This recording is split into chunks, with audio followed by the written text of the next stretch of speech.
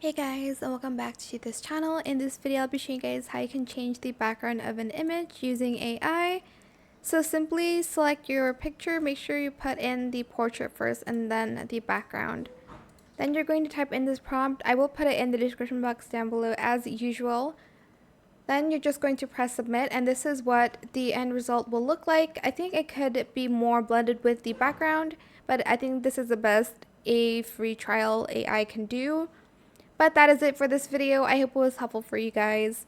Don't forget to like, comment, share, and also subscribe to this channel if you haven't done that already. If you have any more questions about this video, just leave it in the comment section down below. I will try my best to answer them all for you guys. And if you found this video helpful, please click the thanks button as well. That is it for this video. Again, I will put the prompt of this video in the description box down below. It's not that much. Actually, you can just type it. But yeah, thank you so much for watching. Bye.